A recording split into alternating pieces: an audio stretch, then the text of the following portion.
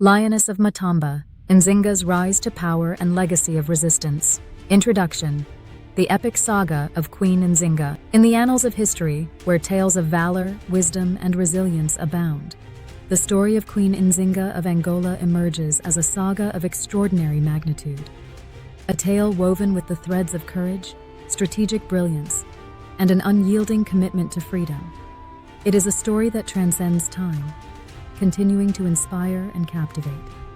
This book, Queen Nzinga of Angola, A Journey of Courage and Leadership, delves into the life of this legendary African queen, unraveling her legacy that has, for centuries, been a beacon of hope and a symbol of resistance against oppression. The stage is 17th century Angola, a landscape marred by the shadows of burgeoning European colonialism and the horrors of the Atlantic slave trade. It was a time when the fate of kingdoms hung precariously in the balance, and the winds of change brought whispers of war, resistance, and tales of unimaginable courage. Amidst this tumultuous backdrop emerged a figure of remarkable strength and complexity. Nzinga Mbande, queen of the Ndongo and Matamba kingdoms.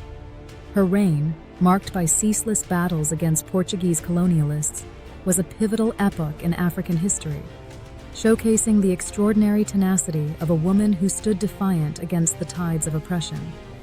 Born into a royal family, Nzinga was thrust into the vortex of political intrigue and warfare from a young age. Her early exposure to the perils and responsibilities of leadership forged in her a formidable character, one that would later be the cornerstone of her reign.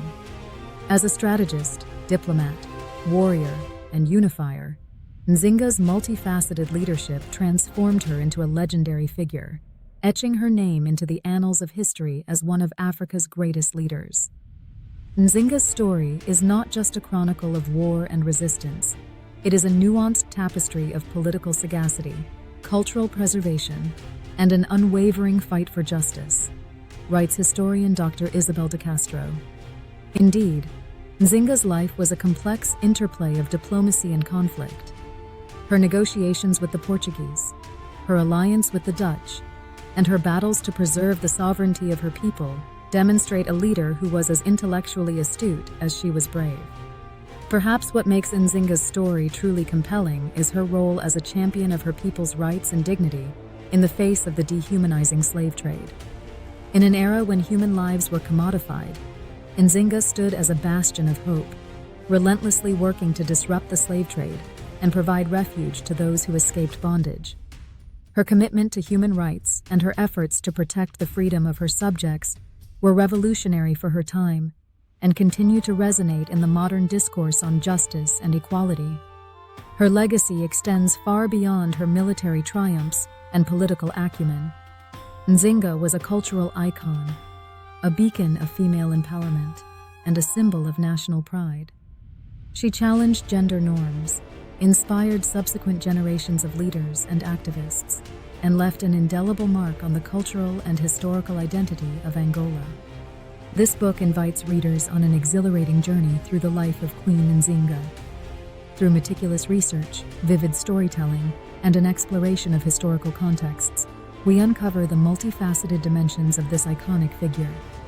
Each chapter is a foray into different aspects of her life, from her early years and ascent to power to her strategic battles, diplomatic endeavors, and her lasting impact on Angola and the African continent. As we traverse the chapters, we also confront the myths and legends that have grown around Nzinga, separating fact from fiction and bringing to light the true essence of her leadership and legacy. In these pages, Nzinga emerges not just as a figure in a historical narrative, but as a living, breathing presence, whose strategies, decisions, and actions have profound implications for our understanding of leadership, resistance, and the enduring fight for freedom and dignity.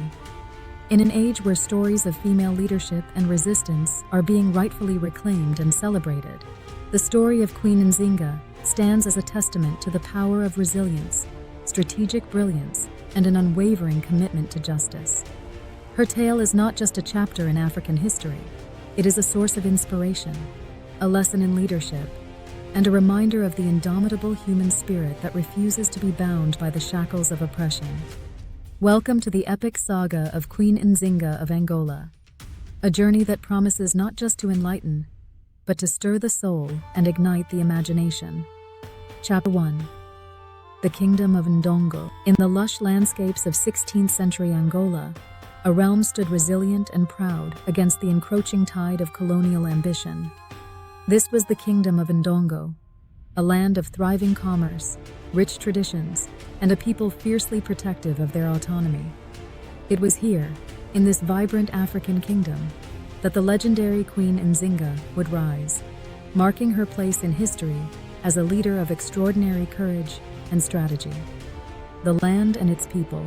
Ndongo, nestled in the region known today as Angola, was a kingdom that flourished on the western coast of Africa. Its heart lay near the Kwanza River, a lifeline that nourished its lands and facilitated trade. The Ndongo people, part of the larger Mbundu ethnic group, were known for their skilled agriculture, ironworking, and trade networks that extended beyond their borders. The societal structure of Ndongo was deeply hierarchical, yet communal. Power was centralized in the hands of the Ngola, king, a title that later gave Angola its name. Below him were regional governors, known as sobas, who oversaw local districts. The common people, largely farmers and artisans, formed the backbone of Ndongo's economy, cultivating crops like millet and beans and raising livestock. Culture and beliefs. Culturally, Ndongo was a tapestry of beliefs and practices. Ancestor worship and reverence for spirits, Minkisi, were integral, with spiritual leaders playing a crucial role in the societal fabric. Art and music were expressions of both the mundane and the divine, reflecting the rhythms of daily life and the deeper pulse of spiritual beliefs. The shadow of the Portuguese. The 16th century was a time of change and challenge. The Portuguese, driven by their quest for trade routes and resources, had established a foothold on the African coast. Their initial interest in Ndongo was driven by the lucrative slave trade and the desire to expand their influence inland. Portuguese interactions with Ndongo began as early as the late 15th century, but intensified in the 16th century. Initially, these interactions were marked by trade and diplomacy, but tensions soon escalated as the Portuguese sought to exert greater control over the region and its resources, particularly ivory and people for enslavement. Ndongo's resistance. Ndongo, under the rule of Ngola Kilwanji and later his son, Ngola Mbandi, resisted Portuguese incursions with determination. Kilwanji, aware of the growing threat, sought to strengthen Ndongo's military capabilities and fortify its borders. He understood that the survival of his kingdom depended on balancing diplomacy with a readiness for conflict. This era was marked by intermittent skirmishes and uneasy truces. The Portuguese, with their advanced weaponry and hunger for conquest, presented a formidable challenge. Yet, the people of Ndongo, deeply connected to their land and way of life, fought with a tenacity that stemmed from the desire to protect their home. The dawn of Nzinga's era. It was against this backdrop of resistance and upheaval that Nzinga would come to the forefront. Born to Ngola Kilwanji's brother, Ngola Mbandi, in the mid-16th century, Nzinga was destined to become a pivotal figure in the history of Angola. Her early years were shaped by the turbulence of her time, preparing her for the role she would eventually take as a leader, diplomat, and warrior.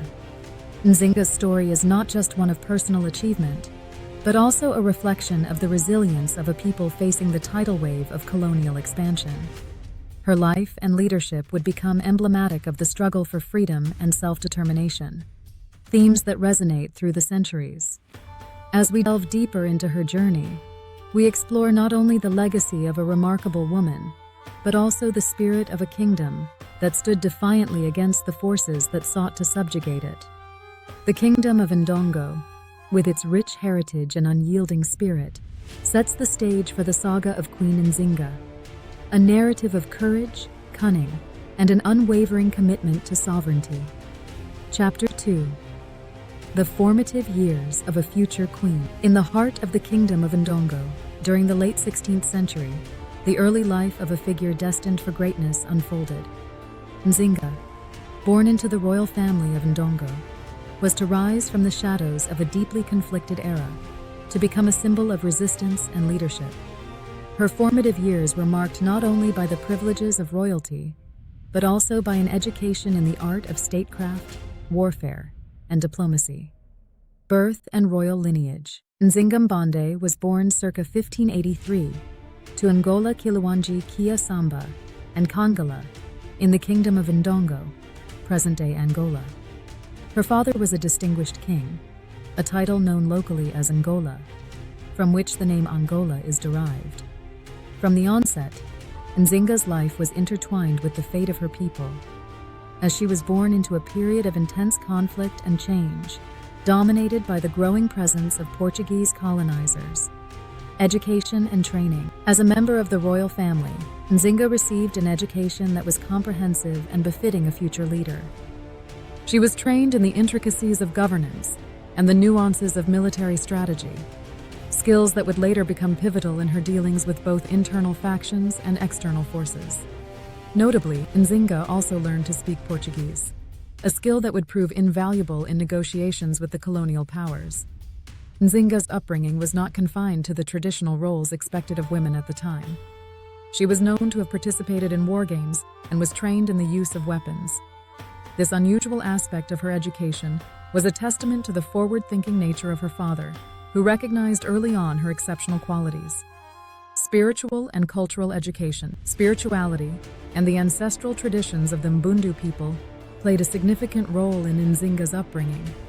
She was immersed in the religious beliefs and practices of her culture, which included ancestor worship and the reverence of natural spirits. This spiritual grounding would later be reflected in her leadership, as she often invoked her ancestors in her quest to protect and preserve the sovereignty of Ndongo. Early encounters with Portuguese influence. Even in her youth, Nzinga witnessed the growing influence of the Portuguese in the region.